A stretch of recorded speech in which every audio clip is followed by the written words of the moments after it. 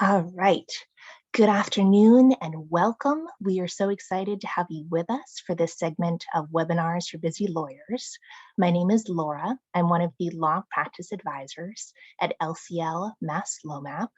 If you don't know much about our organization, I encourage you to go to our website, lclma.org and masslomap.org. We have a variety of free and confidential services for legal professionals licensed in Massachusetts, including free consultations. We have practice management services as well as clinical services. And one of our ongoing programs is this webinar for busy lawyers. I see in the names list, we have a lot of our regular joiners. We are so glad to have you with us. I also see some new names, which is wonderful. Thank you for joining us. This is a great topic because as we approach the new year, we know how important time management is for everyone. As part of these webinars for busy lawyers, the presentation will be under 30 minutes. You'll have time to ask questions and you'll leave with some practical takeaways.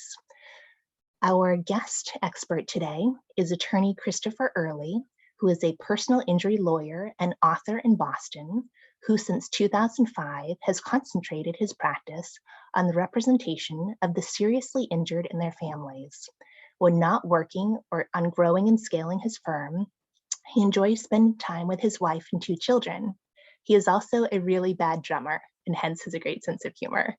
He encourages lawyers to grow their practices to connect with him, as he loves discussing all things related to growing a law firm. You can find his website at chrisearly.com. And before I turn it over, I want to let you know that we will take questions at the end. If you have questions, please put them in the chat and we will get to them at the end of the presentation. With that, thank you for being with us. And Chris, we're delighted to have you here. I will turn it over to you to talk to us about time management. Thank you so much, Laura. It's a real pleasure. Thank you to LOMAP for the opportunity. I'm excited to share some insight I've gathered through the years on time management. I know there's a lot of busy people on this call, so we're not going to be long-winded. We're going to get to the point and offer some real tactical examples that you can incorporate into your practice to hopefully move the needle in your practice in the right direction. So the topic is time management for attorneys, and you're going to think, some of these tactics are a little radical. Well, I do take my time management very seriously, because the more assiduous, the more careful I am with my time management, the better my life becomes, the more money comes in, the more happiness comes in. So all things are elevated when I'm really super careful about time management. So many of the tactics seem extremely militant, but I don't believe that you can manage your time effectively by traditional normative means.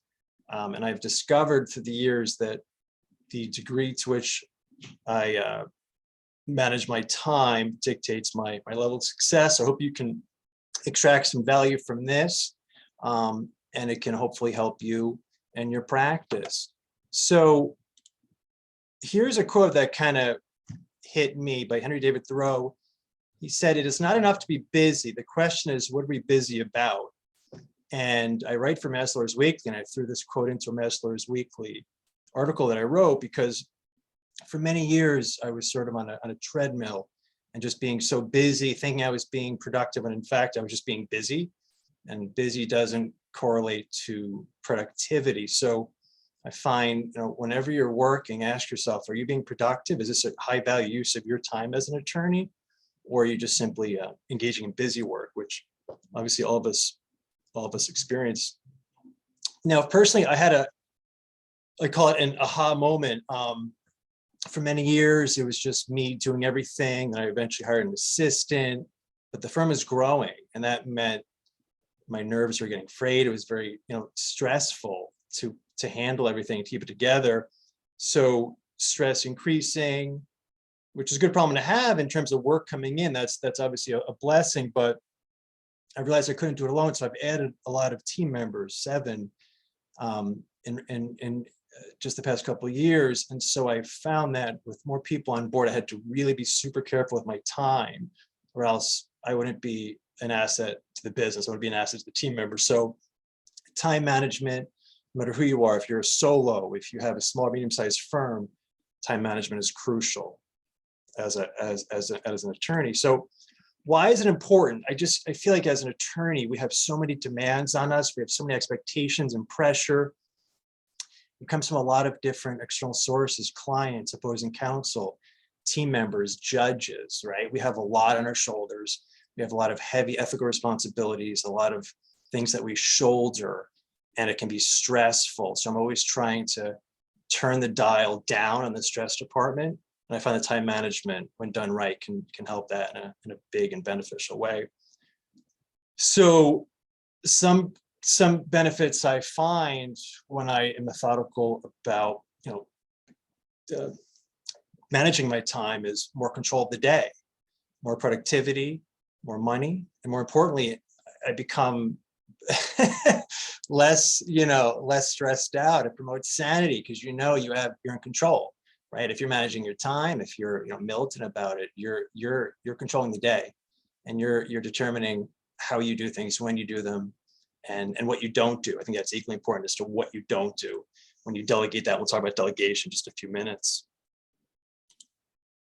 So just from a 50,000 point view, just looking down at the idea of time management, obviously we are mortals, we have limited time, so we have to maximize our time and make the most of our limited time. Obviously, when it's gone, it's gone. So I'm going to be talking about intentionality a lot during this call. Intentional time management is for me superior time management, really being intentional with what you do, when you do it, how you do it. Now I'm going to be talking about time vampires as well. Time vampires, people don't mean to do it, but they will suck you dry of your time, right? It's not an intentional thing in their part, but phone calls, right? Excessive phone calls, excessive emails, excessive in-person conversations. These things bleed the clock, right? And we as attorneys, our time is our currency, right? So we must maximize that. And we'll talk about intentionality. And like I said, we'll talk about time vampires in just a couple minutes. For anyone familiar with the 80-20 rule, I'm always using it in my practice. Basically, the 80-20 rule states that you should focus on the 20% of your activities that generate 80% of the results. When I discovered that, it really was sort of a game changer for me to discover that I was doing too much busy work, right? I look at the 80-20 rule as really a busy versus productive analysis of your time. And that sort of resonated with me when I'm trying to determine how I am divvying out my time. But once you can figure out those things that, again, move the needle in the right way, and those things that don't move the needle, the 80-20 rule can really become critical. And it's not mathematical precision, sometimes 85-15 or whatever, but it's a long held doctrine that has stood the test of time. I think hundreds and hundreds of years. I believe it's an Italian farmer or economist who discovered this and wrote about it, and it still holds true. And I encourage you to give it a try. Again, what are those activities that comprise that get you the most results? Those 20% of activities to get you 80% of the results, right? Sometimes we concentrate on the opposite of that mathematical equation, and that's just personally it was driving me crazy. It wasn't making me or my team better to our clients, and that's why I discovered this principle. So that's a massive part for me in terms of time management. And anything else you're throwing into practice, this principle. I believe delegation is critical. As I said, for many years, I was doing everything on my own. Fires were just burning all over the place. I didn't even know it, but it was a pretty kind of chaotic environment. And I realized that I can't do it all. And I found that the more I delegated, the better my life became, right? The more profit, the less stress. It really changed my practice. So I heard this once and it really kind of stuck with me. Again, a lot of times we want to do things ourselves. We want to take ownership and control of our task, but we sometimes need to reevaluate, is that an effective approach for ourselves? And I believe that if someone can do something, roughly 75% is, if someone can do something 75% as good as I can do it, I'm going to get off my desk and give it to them, empower them to do it, to delegate it to them. And when I say delegate, I mean, delegating not responsibility, because obviously as the attorney, it's on our shoulders ultimately with the client, but delegating, ownership of that task, making sure it gets done. And this can be a massive productivity boost. Again, 80-20, when you're delegating, what are those things that are going to help you make the most use of your time?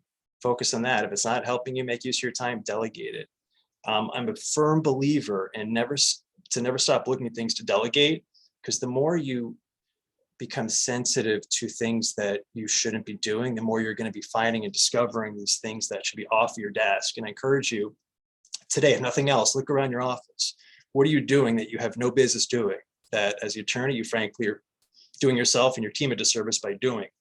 You shouldn't be doing $20 an hour tasks or $100 an hour tasks.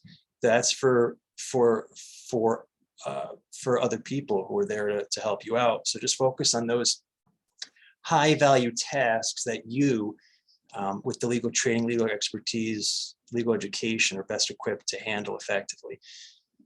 No, I believe you can't just delegate. You can't just say to John, here's a memo, please bang it out. Thank you so much. You have to be a little, again, intentional about this. So when you delegate, number one, be clear on how it should be done. Do you have a memo that needs to get done? I believe you have to be clear, John, I need this done in this way, right? And then you need to articulate what's the successful outcome of this memo. What should it look like in the end? How do you want it to be? Ultimately, how do you want it to look? And then give a deadline, right? Now, say, I need this done by Friday at 5, right? I need this done Tuesday at 1, just being super clear about how it should be done, what the outcome should be, and when you need it by. That can massively boost your productivity. I'm a big believer in calendaring and time blocking. I have been on Sundays, Sunday morning specifically, and you can do this anytime you want, obviously, this is just me.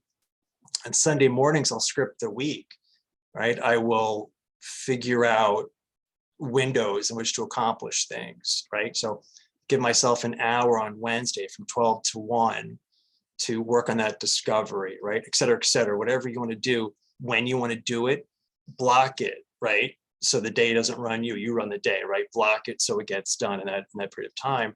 And again, being intentional, really putting it down on paper, electronics, or whatever, but you're sort of making a commitment to yourself. Okay, I'm going to get this done in this amount of time, as opposed to saying, all right, I'm going to get that done next week. No, I'm going to get it done next week at that day, on that day, at that hour.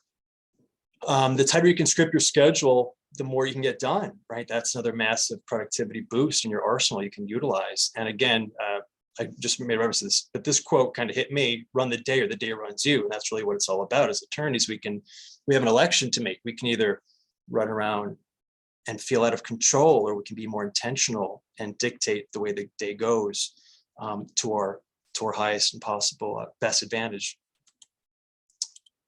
The phone. So this to me is a massive time vampire. The telephone was for many years the bane of my existence. It was just killing me. It was just taking all the client calls when they called, and I was just wasting so much time. And so I decided to do something which to me at the time was radical, and I thought controversial. I was doubting myself. Is this too extreme? Well, now I only take scheduled calls. I mean that literally, without exception. If the call isn't scheduled on my calendar, I don't take it. And if I tell people, if I want to say, talk to Sarah, I leave her message, say, hey, Sarah, please call me back. When you call back, please say the word apples. Apples kind of sounds like it sounds kind of strange, but it's a code word. Like, okay, you say apples, that signals to my receptionist. Sarah should be should be transferred right to my desk because I want to talk to her.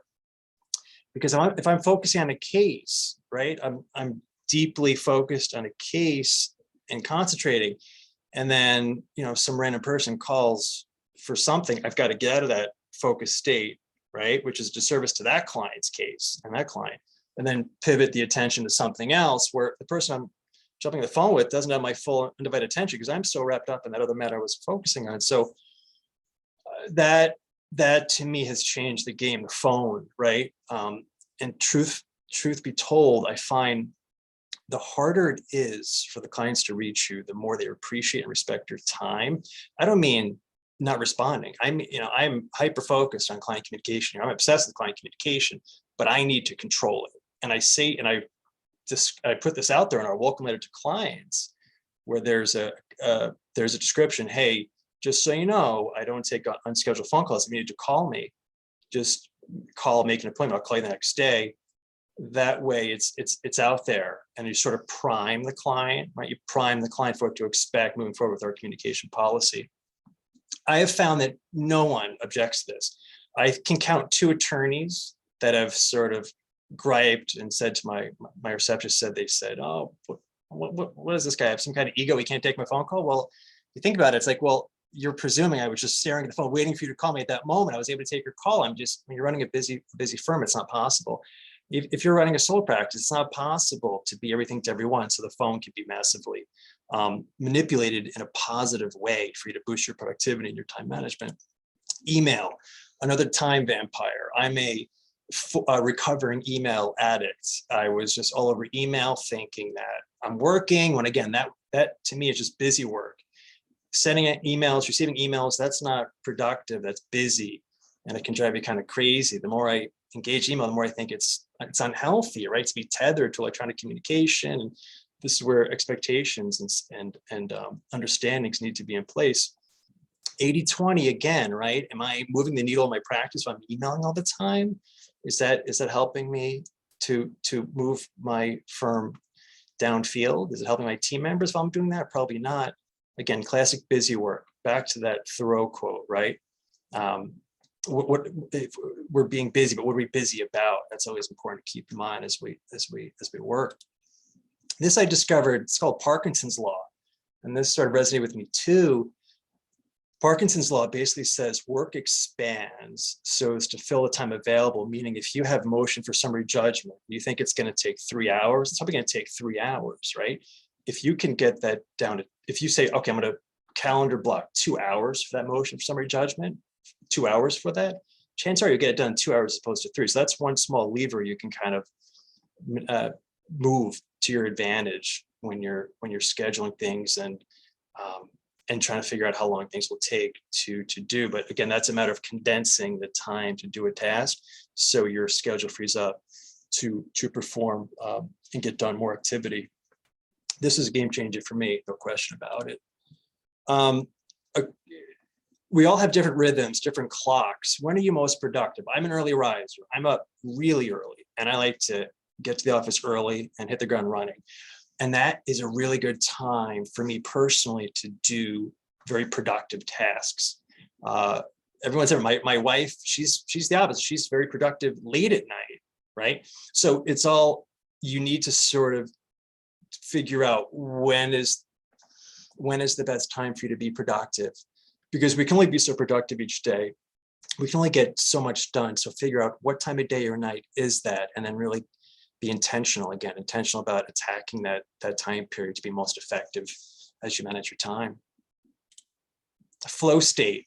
Many of you probably heard about this. Flow state is just basically a deep, focused state of thought, right? Deep analysis. It takes time to get there. That's why if the phones, people are trying to get to you on the phone and emails are adding up in your inbox, the flow state's never going to happen. So intentional time management lets you kind of stay in that flow state for a long time. When you're in a flow state, you're getting a lot done.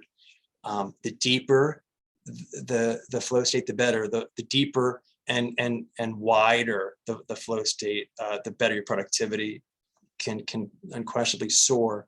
And I find that's when really good ideas are born, right? Just thinking deeply, good strategies, good approaches can be incubated, if you will, during a flow state. But that again requires really thinking hard and deep once you eventually get there with that. Batching is a really good time management tool, right? We do things so many repetitive tasks throughout the day. I find that batching for me is pretty obvious, but I never did it until I kind of read about it, right?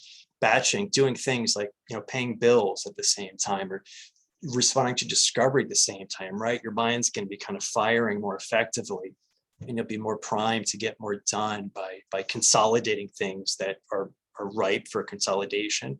This helps you get more things done faster. use technology. I mean, 2022, we have so many things. Obviously, Google Calendar, not very, fancy, but Google Calendar is fantastic. Going back to the time blocking idea, going back to scripting your day, really being deliberate with when you schedule things for. Calendly, right? That's a calendar system. So if a client calls today, asks for me, my receptionist will say, no, he's not available. Well, then that person can schedule a date and time that's convenient for them for a callback, right? So this Calendly, I mean, these it doesn't have to be Calendly. It can be any calendaring, online calendar system that can really and help you. And people love it because they're able to schedule a date and time to talk to you when it's good for them. It empowers them. It's convenient for them, makes life easy, makes you look good in their eyes. I highly encourage that. CRMs, right? Customer relationship managers. This is a strong technology you can utilize to send automated emails to clients, right? When we file litigation for a client, there's predictable steps, right? We file the complaint, we do discovery, depots, motions. Well, this is a way to manage your time because you don't have to always pick up the phone to inform the client about the litigation, because you're supplementing your already existing communication with the client with these additional automated emails that, for me, are designed to sort of get in the client's head, preemptively answer questions the client's probably thinking about litigation, whatever legal matter you're handling for the client. It helps to really buttress the communication angles so clients remain happy and your time is preserved as much as possible. If this doesn't apply so much to a solo, but if you have people working for you, for my team, I consider them to be my gatekeepers. They are the ones who help me protect my time, because without me and them being in alignment of what I'm trying to get done with my time, there's no cohesion. It's not effective. So they're my gatekeepers, and they help with specifically, phone time vampires, right? People who just want to call all the time looking for a status update. Well, I've empowered my team members to always be mindful of setting up those boundaries, because again, as ironic as it sounds, I've discovered the harder the clients have to, reach you, harder it takes the more they value your time.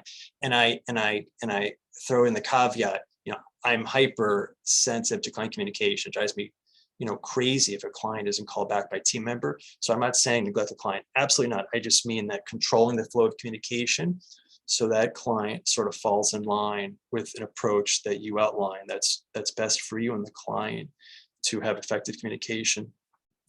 And I empower my team members to guard their own time. Their time is just as important as mine, right? All of our time is crucially important. So I encourage them, get off the phone faster, use email less. Now we use Slack. Slack is a little more convenient than email.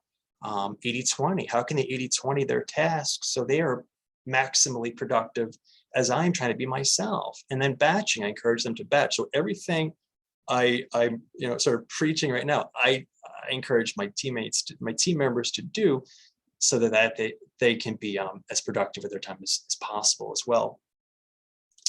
Office hours. Now this is a little bit unconventional, and I'll be first 2 minutes. It's hard to keep this in place, but office hours, meaning a closed door, right? Meaning when team members have questions, they can't just randomly come in and say, "Do you have a few minutes? Let's talk about this." That can kind of be an inadvertent time vampire, if you will, that type of situation. So I know I'll have attorneys, and I've done this myself from time to time. I'd be a little more dogmatic about this myself in the future, but just having an office hour, like an hour a day, where just the door is open for the questions that my team members can't answer themselves. It tends to force team members to reevaluate. Do they really need to talk to me, or can they get that done on their own without my involvement? But that just is another way to guard your time, and that's going to help you get into and maintain a flow state and be very kind of inner direction and focused on your time management. If you're a solo, this really is integral to you. This applies to you big time, all this time management stuff, because if you're a true solo, it's just you, right? You're doing everything. So it's important to really manage your time, especially. So that's where I feel like delegation is crucial. You don't need to have any actual team members in the office. You can delegate. There's so many students in this city, right? Online services like Fiverr.com, Upwork.com, and Fiverr, as it indicates, is spelled with 2 R's at the end. Upwork.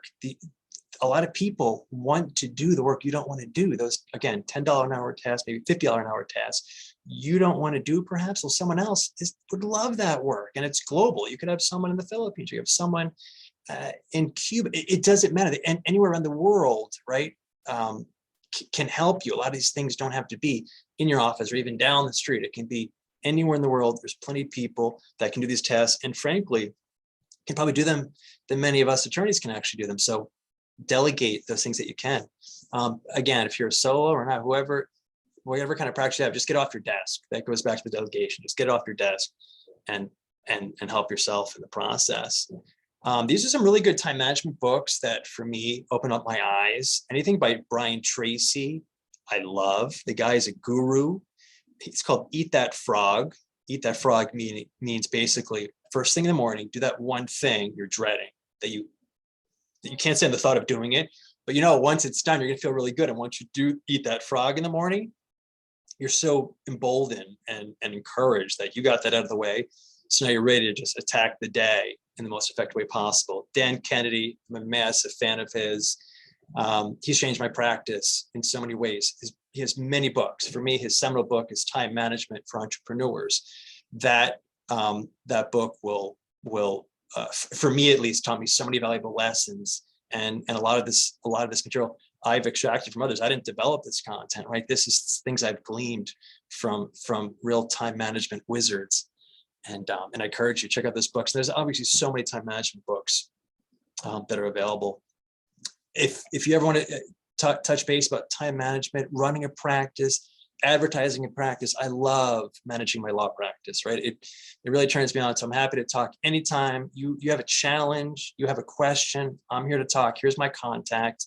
Don't be shy. I'm easy to easy to reach, right? We can figure something on the calendar, I'm sure. And with that is my presentation. If there's any questions, I'm happy to answer any. Chris, thank you so much. This was absolutely outstanding. I'm going to pull out a few takeaways because you covered the content of golden nuggets of so many time management books I've read in half an hour. That was incredible. I want to note too, if you have questions, drop them in the chat. We'll get to those very shortly. Wanted to pull out a few of your takeaways for people to bring home with practical tips. Being very intentional about your time management, avoiding those time vampires, especially of the phone and email, having office hours for your staff to check in with you. What you noted about the phone and email is critical. This is so much of what lawyers do when they're dealing with busy work versus productivity work. I encourage lawyers to check their email just a couple times a day. And as you do have phone calls, have it scheduled. Don't have the phone just when it rings at any time. There have been a lot of studies shown it'll take about 25 minutes to switch from one task to another. As you talked about the flow, you really want to minimize distractions so you can focus. You can do things like with the calendaring managements, the 80-20, a lot of different fantastic tips. All right. We see some questions coming in. So this one here is asking if there are recommendations for time management tools for billing, not too expensive for solo attorneys. I'll just start with that, and then Chris, I'll go to you. This is something that we could help you in the practice management consultation if you want time and billing software, if you want time billing and accounting, if you want full practice management. There are a range of options depending on the robust features you want and your budgets. Some of them, for example, include TimeSolve, Time 59, or some really good ones that are budget for solo attorney. Chris, do you have thoughts to add on this too? Laura, not so much, because we do just strictly personal injury work here, so it's all contingent fee based. So I don't have a lot on that, unfortunately. Sorry. No, that's fine. I'll next comment. Oh, yes, I agree with this. Thank you for the inspiring and thoughtful presentation. I agree, Chris, this was absolutely amazing. This question, thank you for giving me permission to only take scheduled calls. That is a huge relief to know that other attorneys do this. Have a great day and thank you. Yes, Carla, that's huge. You do want to take scheduled calls. You don't want to have your day fill up with either meetings or emails or calls. It is so easy to have that do. Chris, would you like to respond before we go to the next question? Yeah, it doesn't, I've always learned you can't eat the elephant all at one bite, right? So just if you can chip away at things that you have discovered to be unproductive use of your time, and you'll eventually do more and more of that as you become, again, intentional about it, and your practice in your life will improve the more you can do that. I do believe that strongly. Excellent. Any suggestions for how to spend your time away from the office and not be available in this day and age 24/7? Some of these you talked about in your presentation with scheduling phone calls, scripting your week. What other suggestions do you have? A lot of lawyers do feel the strain of trying to be available 24/7. That's not necessary. We're human beings. We have lives. We have families. We go on vacations. We shouldn't be tethered, right? And I'll just be the first to admit, if clients don't understand this, it's not going to work out. It's not going to be a good fit. So sometimes we have to part ways with clients who don't understand that we have healthy boundaries when it comes to communication. But there's times where I go on vacation with my family and I don't check email for 3 days, and the place doesn't go on fire. Everything's fine. There's nothing, catastrophic that's going to happen. If it's so important, well, they'll get back to me again. But empower yourself. Give yourself permission to step away. I mean, we've worked really hard to become attorneys. Let's manage our time, because our time is super important. That's excellent. To build off of that, could you talk more about how you set the client expectations going forward? You noted one of the things in your fee agreement is that you will only do scheduled phone calls, not impromptu. Do you have other things you use to set expectations with clients? For example, do you use a client portal? Anything else you start when you add them on as a client? Well, I think the portal is a fantastic idea. I've not done that, but that is next on my long list of things to do.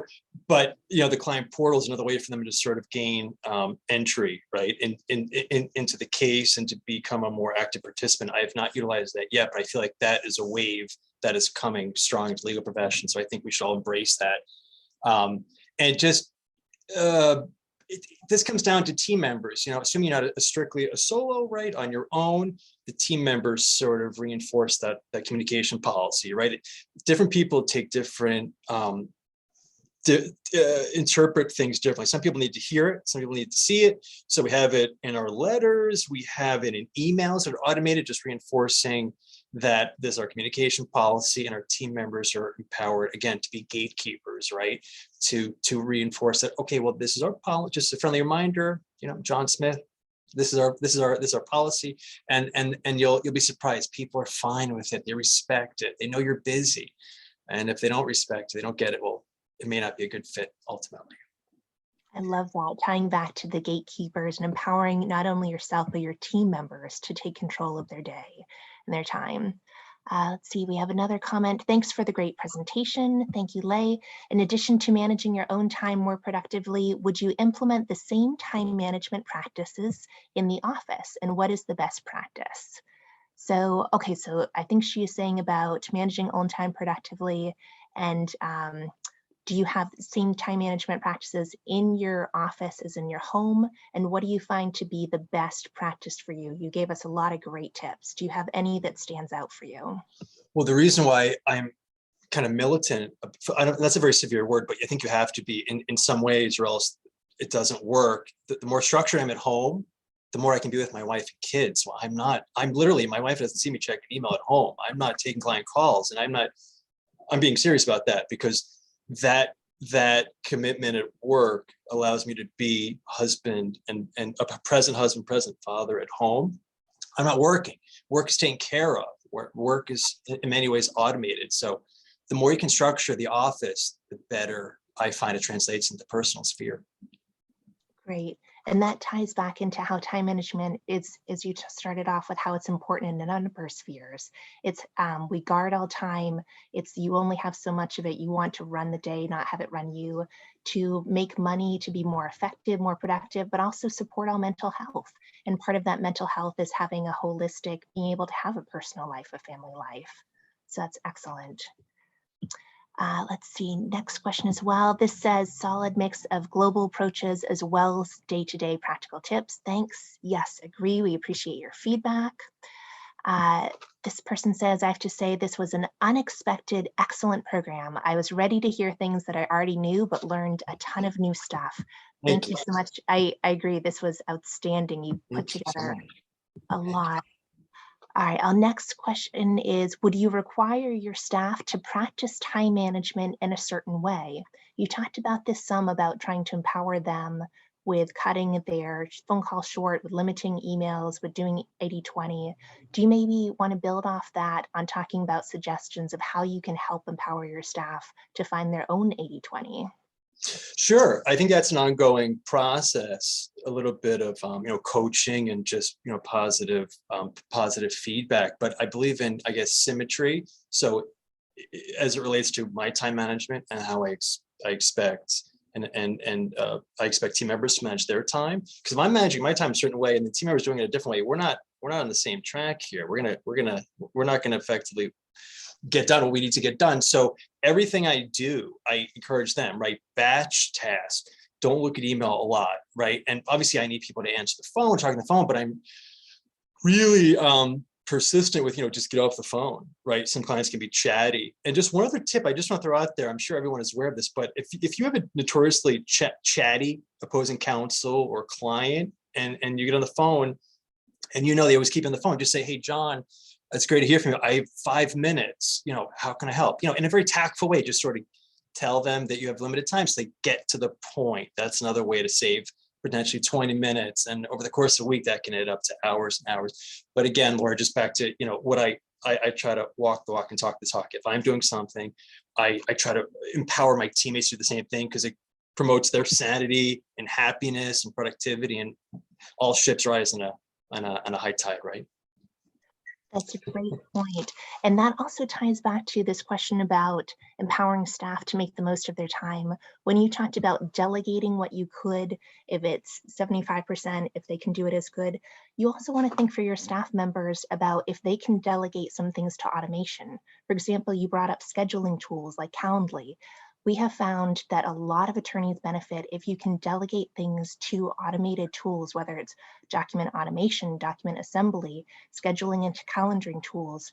You want every person in your organization to rise to the top of their skill set, to use all of the skills they can.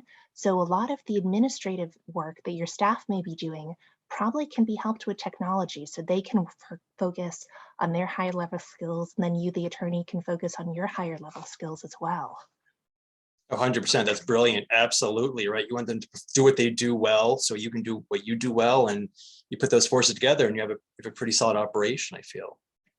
Yeah. Our next comment is, oh, you have a fan, Chris. I think you're gonna have a lot of fans with this.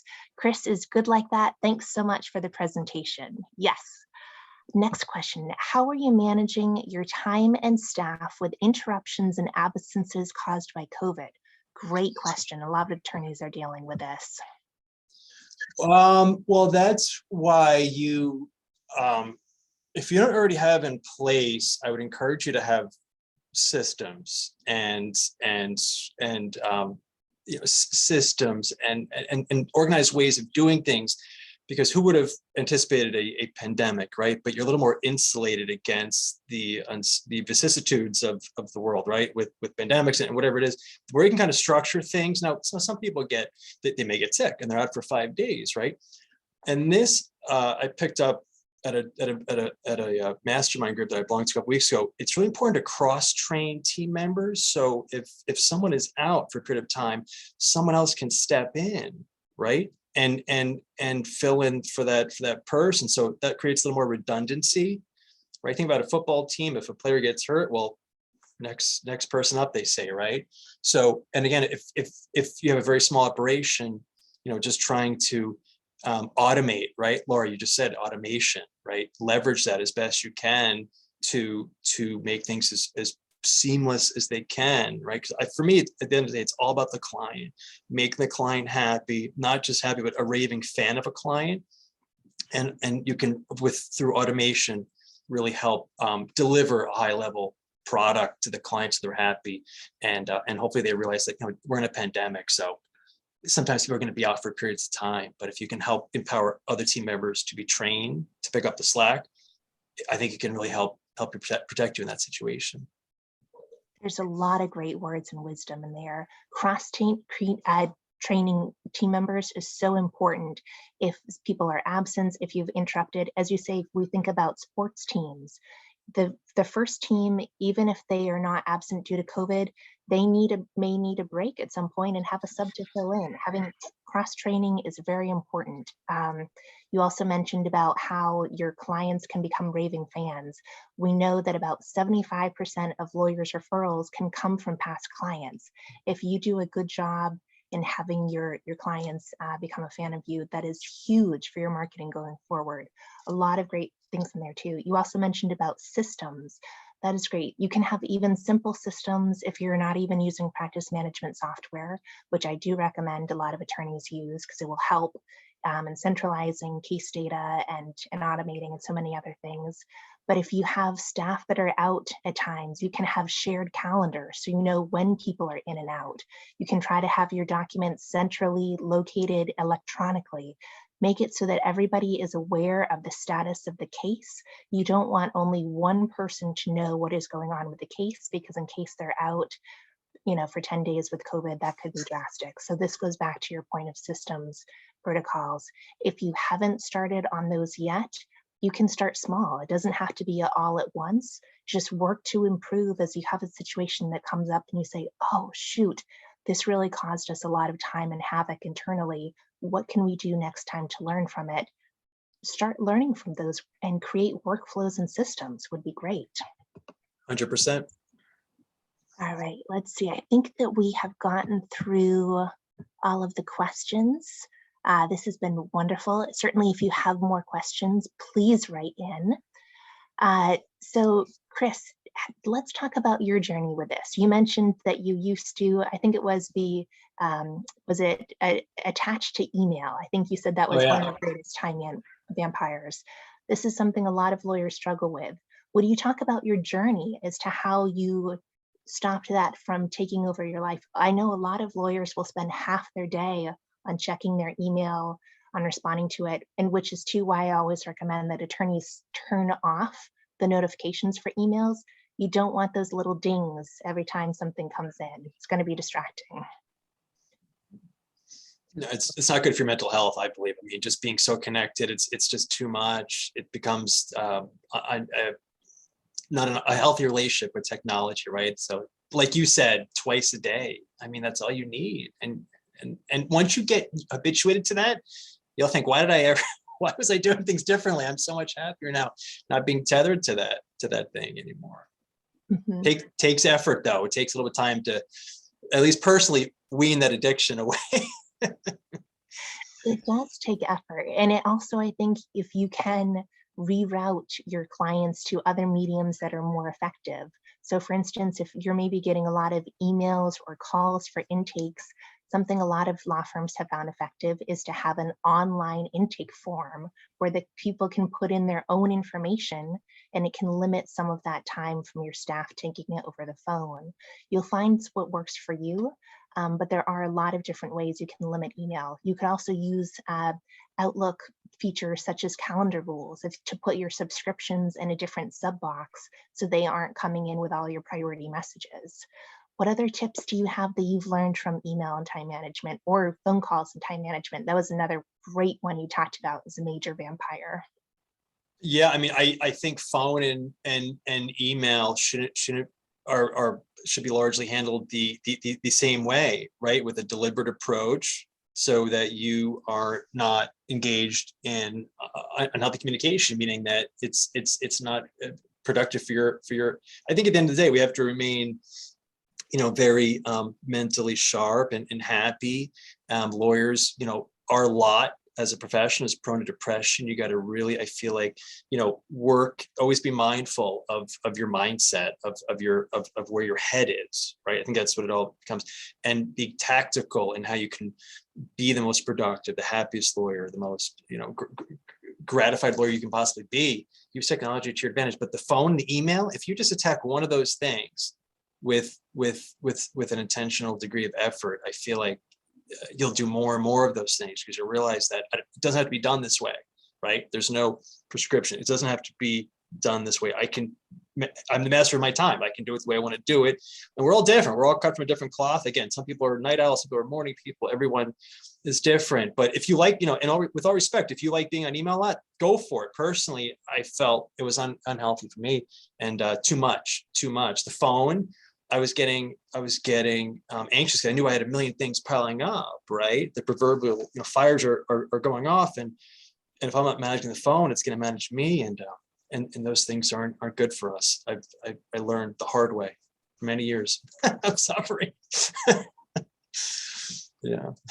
Well, it's always good to learn by doing. Our next question is, could you talk more about Eat the Frog?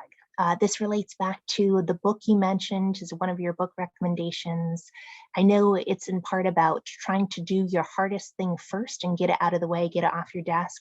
Would you expand on it, Chris? Yeah, I mean, personally, I don't love responding to discovery.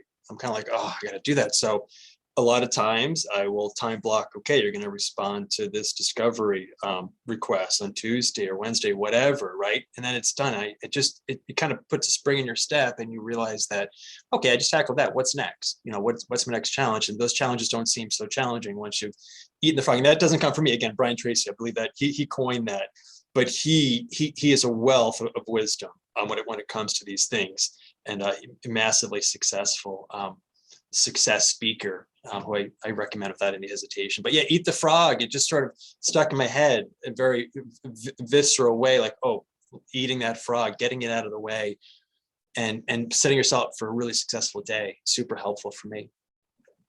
Excellent. Our next question is asking about what are some other things you can batch together? I believe you mentioned you batch billing together, discovery together. You can batch email by checking it a couple times a day. Do you have other examples of things that your law firm does for batching or condensing tasks together? Yeah, you could batch client phone calls, and you could sort of set up your calendar, electronic calendar, so people can only schedule calls this time slot. So then you're sort of aggregating, you're consolidating those phone calls, so you're effective, because you're in that your state of mind, okay, I'm talking to clients, in that kind of flow state, if you will, of communicating with my clients, as opposed to I'm doing this, I'm doing that. So you could batch in phone calls, right? Anything can be batched, and really, look at what you do every day, and you probably, I know personally, I was doing things in a very disorganized way, but when I sort of put them together, you can get a lot more done, and at a higher level, right? Faster. So anything you do repetitively can be batched with other similar things you do. That's a great point. That just reminded me too, when you talked about doing things repetitively, if you find that you're doing a lot of similar emails, you could create a quick parts in your Outlook or in Word to have, paragraphs that will come in. You could use tools like Text Expander if you want to fill in the field. You could use some chat bots to help with document assembly. There's a lot of things too you can batch together with that if you have templates for either documents or tasks or messages. So great points on that. Our next question, when you batch client calls, which I love that suggestion you gave, does it set their expectation for how much time they have with you? Are you able to adhere to that time restriction? Sure. So I feel like I say it so much, sorry for that, but I intentionally will, on the calendar link, they'll get an email that says, 5-minute call with Chris Early on Tuesday at 10. So it says 5 minutes, and no one ever says, I want 10 minutes, I want 15 minutes. No, I mean, again, the more, it's ironic, the more you become unavailable, the more they respect your time, and they fall in line with how you manage your time. And so it says 5 minutes. So when I pick up the phone, I say, hi, good morning, I'm looking forward to our call. How can I help? And again, if this person is chatty, right? An attorney, opposing counsel, right? Or a client, just say, hey, just wanted to, jump on the call. Thanks for making the time. Just to give you a heads up, I have 5 minutes. How can I help you? And no one ever says, oh, I want 20. This is ridiculous. No, they say, okay, well, here, Chris, this is what's going on. And boom, we're off the phone in 5 minutes. And you have to have sort of integrity for that declaration. 5 minutes is 5 minutes, right? It's not 10, because I can personally sometimes get nice and say, I feel bad, I don't want to get off the phone with this person, but no, it's 5. And the more you incorporate that, the easier it becomes, I find, with all of these things. That's great. That is impressive that you've been able to do it. And that comes back to about having expectations being upfront. And as you say, if you have a chatty client, then it will have them condense the story. This connects back to too how you introduced your segment when we were talking about it in planning. This is a demanding profession. You sometimes have demanding clients, and so you need to control your time, your script with them. So Right. that's And Laura, I'm sorry, sometimes things can't be 5 minutes. And I realize that it has to be maybe, 15 or whatever it may be, but don't, again, that whole Parkinson's Law thing, don't expand things to what you assume they will take. Pare it down, right? If it's an important matter, yeah, it's not going to fit in 5 minutes. It's someone's case. It's important, right? 5 minutes isn't going to do, but a lot of these calls, are routine calls, just status updates. We can just bang it out in 5 minutes, but if it needs more, sure. If it's 15, but let's not go crazy, right? Let's get to the point on both sides of the phone call. And I think both people save a lot of time that way. great point. And then also you're maximizing your clients' time as well, which they're going to appreciate. All clients are busy people as well. Definitely. So I think that that's all of the questions. We have another question coming in. We have just a few more minutes left. So if you do have more questions, let's see. Oh, we have a couple more that have come in. Okay, so let's get to those. Great presentation. Thank you so much. As a junior attorney, how do you adhere to time restrictions with a senior attorney? Often there's a 30-minute meeting scheduled that turns into 2 hours because there's nothing else scheduled for after the meeting. I've always worked for myself, to be candid. So I've never had a partner in the conventional law firm sense. So certain things are out of your control, right? I guess that's sort of my thesis today, is that to which you can control as it relates to your time, right? Some things, a senior partner, right, may need more of your time, but you, by large part, are capable of limiting these things, and it's all about how you communicate. Well, I kind of need to get back to the Johnson matter, or whatever it is, for you to maintain peak, maintain control as much as you possibly can of your schedule. And hopefully people respect that and understand that your time is very limited and very valuable. Hopefully they can understand that. Great points. Yeah, it is much harder if you were a junior attorney and you have a senior attorney. I know something that junior attorneys used to be at one of the places I worked at is they would have the Pomodoro technique. And if they were in a focus mode for 25 or 30 minutes, they would have, an apple posted at the edge of their cubicle or something to let people know they were in a focus mode. Obviously, this is harder if you're in a 30-minute meeting that goes longer, but that could help if you have a lot of people dropping by your desk, just to give a heads up to your coworkers that you're busy. That Pomodoro, sorry, Laura, real quick, that Pomodoro technique, you can get an app on your phone that has kind of like an hourglass, or the timer, and it really helps you, for sure, big time. That's a great point. But yes, love the Pomodoro, and that's good to know that there are apps in the phone, because then it's very easy to. Next question, as it relates to lawyers who have scheduled calls with other lawyers just to quickly speak about the case, not to be defensive, is this someone arrogant to take this approach, and that you are placating to someone just a thought? Okay, so I think they're saying, how do you avoid the appearance of being arrogant scheduling calls with other attorneys for check-ins on the case? Yeah, and that's a really good question. And what one attorney, I think I may mention this, that's my receptionist, what kind of ego does this guy have? Is he kidding me? Well, that's to suggest that I was, like I said, just staring at the phone, waiting for John Smith, whoever, Esquire, to call. If they don't get it, if they expect you to be available whenever they need you, it doesn't really matter. And for me, I don't really care, because I'm responsible for my business, for my team members. So you're always going to have an outlier, right? No one's ever going to love the way you do things, but you got to decide what's important to you. So if you have some criticism, again, the vast majority of people fall in line with this. And arrogant, I mean, I think it's just about being autonomous and being self-directed with your time. If opposing counsel is maybe having a rough day and kind of aggravated, yeah, maybe he or she will be flippant. I guess that's always a possibility, but what's more important to you? Because I don't really, it doesn't matter to me that someone doesn't understand, because I respect that attorney's time. I'd expect to him to drop what he's doing to talk to me when I just call him out of the blue randomly when he's, thinking about a case and strategizing. It's sort of vain on my part, right, to expect you to be available for me whenever I need you. That's a great point about not having them expect you to drop what you're doing, and likewise for you. Then you can have a much more productive office all the way around. Definitely. Great point on that. All right, well, I think that we have gotten through all the questions. I see that we're almost at the top of the hour.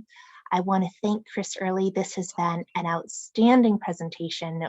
Time management is such a crucial element for attorneys in so many ways, especially as we enter the new year. I'm going to give you a chance for parting thoughts in a moment. We have some thank yous coming in and requests if you could post your email again. I want to note that our next webinar for busy lawyers will be February 9th, Wednesday at 12 o'clock as usual. This one will be with my colleague, Dr. Sean Healy, one of the clinicians at LCL, on burnout, something a lot of attorneys are dealing with again. Chris, do you have closing thoughts, and could you post your email in the chat? Oh, I see you did. Perfect. Yeah. Thank you. Thank you. I mean, Laura, I know everyone has been so gracious and generous with their time. I don't want to take up a lot more of your time, but again, this comes down to, for me personally, being happy and being present with my family. So I'm not stressed out about work. So work gets taken care of when it's time to work. When it's not time to work, I'm with them, literally present with them. So your business is your practice, your job, however it is that the way you look at that, is it's a means to provide value, right? And you can direct so much of how operations work alongside that pursuit of the value. So don't think that there's one way to do it. There's so many ways for you to take care of yourself, right? I think that's what it comes down to. And managing your time is a massive way to go about doing that. I feel it's worked well. I'm a student. I'm always looking for ways to figure a better way to do it, right? Sharpen the knife. But our time, for me, it's everything, and making the most of it. So, but I appreciate everyone being on the call. Thank you so much to everyone. It was a great experience. Thank you. Excellent words of wisdom. Thank you so much, Chris. Thank you so much to our audience. We're delighted to have you. I see we had a few more thank yous roll in. This is absolutely wonderful. Thank you for joining us. We hope you have a wonderful rest of your day, and take care. Thank you so much.